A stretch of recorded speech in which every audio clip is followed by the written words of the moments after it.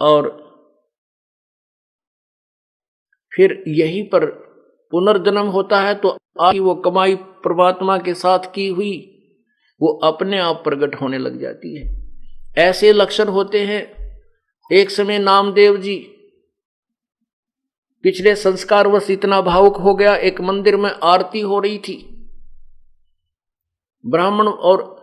ब्राह्मण लोग उसमें आरती कर रहे थे, खड़ा होकर के शाम के समय घंटियां बजा रहे थे। नामदेव जी वहां से घूम आ रहे थे किसी कामवश, इतने आत्म विभोर हो गए, अपने हाथों के जूते उठा करके ऐसे घंटियां बजाते हुए, और उन पंडितों के अंदर उस 20-30 जो पंडित जी खड़े थे उनके अंदर चले गए और मूर्ति के मंदिर के गेट के सामने जाकर खड़े हो गए, ऐसे बजा रहे हैं। अब ब्राह्मण पुजारी ने देखा कि ये छोटी जाति वाला, क्योंकि पहले छुआछूत चरम सीमा पर थी, और कैसे आ गया हम ब्राह्मणों के बीच में मंदिर ठाकुर भगवान के दरबार में, और हाथ में जूते लिए हुए। उसकी बाजू पकड़ के पुजारी ने घसीट के मंदिर के पीछे पटक दिया, और वो पड़े पड़े भी ऐसे कर रहा है। परमात्मा ने क्या किया कि मंदिर का मुंह उस भगत की तरफ कर दिया, नामदेव की तरफ, और पंडित जी पिछली तरफ घंटी पीट रहे हैं।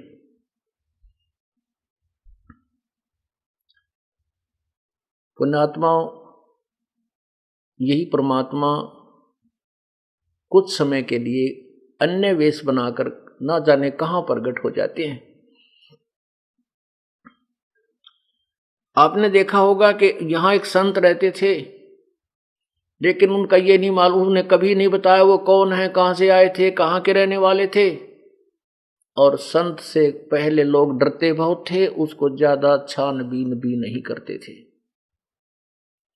ऐसे वो परमात्मा वहां प्रकट हुए, कबीर परमात्मा एक संत की वेशभूषा बना करके वहां रहने लगे। एक रंका और बंका नाम के पति पत्नी और साथ में उनकी एक पुत्री, वो तीनों परमात्मा के शिष्य हुए। परमात्मा ने उनका अंधेरा हटाया, तत्व ज्ञान समझाया, सतभक्ति पर लगाया। नामदेव जी ने भी उन्हीं का उपदेश लिया। परमात्मा ने उनकी सारी कहानी सुनाई कि बेटा ये तेरे पूर्व जन्म के संस्कार हैं, जिनसे तुम्हें भगवान छोटी मोटी सिद्धियां से चमत्कार हो रहे हैं। ये पूर्व जन्म की बैटरी चार्ज है, भविष्य की साधना तेरी ठीक नहीं है। तो शाम के समय अब गुरु भाई के घर पे गुरु बहन भाई चले ही जाते हैं। नामदेव जी अगले दिन सुबह सुबह उन रंका बंका के घर पर पहुंच गया। रंका बंका तो था नहीं, वो अपनी लकड़ी तोड़ने जंगल में गए हुए थे। उनकी बेटी थी और वो कोई औषधि पूछ करके किसी वैद्य से और पट्टी तैयार कर रही थी।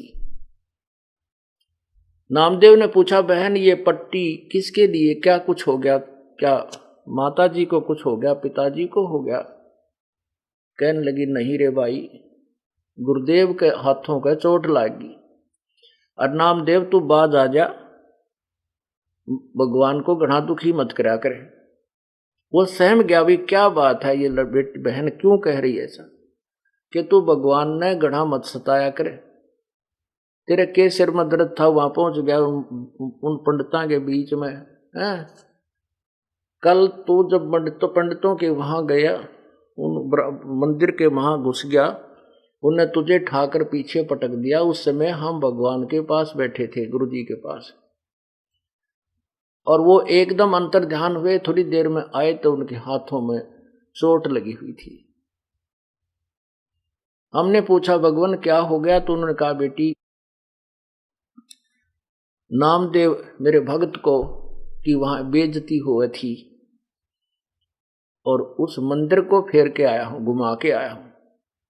ये तो लीला करनी थी दाता ने, उनने क्या जरूरत थी वहां जाने की। और भाई तू मानता नहीं कति भी है, भगवान को ज्यादा तंग मत कराया कर। तू जो भक्ति बताई है ऐसे कर, अपनी साधना वो करते रहेंगे जो करे, तू वहां क्यों गया? उसको बड़ा चिंता हुई, एकदम पानी पानी हो गए नामदेव जी। और जाकर देखा सचमुच उस संत के हाथों को चोट लगी हुई थी, छिले हुए थे, पट्टी बंधी हुई थी। वह लड़की गई, वो पट्टी खोली, दूसरी पट्टी बांधी। तब पुण्यात्माओं, परमात्मा, अब हमने ज्ञान नहीं था, तत्व ज्ञान नहीं था, हम केवल कथाएं ज्यों की त्यों सुनकर वहीं छोड़ दिया करते थे, उसका सार नहीं निकल पाता था क्योंकि तत्व ज्ञान नहीं था। तो ऐसे नामदेव जी को परमात्मा ने ये फिर सतनाम दिया, लेकिन आगे देने का अधिकार नहीं किया। परमात्मा कहते नामा छिपा ओम तारी, पीछे सोम भेद बिचारी, सार शब्द पाया जब लोई, आवागमन बहुर ना होई। नामदेव जी ने पहले गुरु भी बना रखा था, कोई संत उससे उपदेश भी ले रखा था, ओम नाम का जाप करता था। वो सोचता था कि तो तेरे इस ओम नाम के जाप से सब कुछ हो रहा है। परमात्मा ने पीछे फिर उसको वास्तविक ज्ञान दिया। नामा छिपा ओम तारी, नामदेव जी छिपा जाति के अंदर थे। ओम नाम की लो ला रखी थी, तारी माने लो। और पीछे जब सतगुरु मिले तो तत्व तब सोहम भेद विचारी, और फिर परमात्मा ने उनको सार शब्द दिया, तब उनका मोक्ष हुआ नामदेव जी का। नामा छिपा ओम तारी, पीछे सोहम भेद विचारी, सार शब्द पाया जद लोई, आवागमन बहुर ना होई।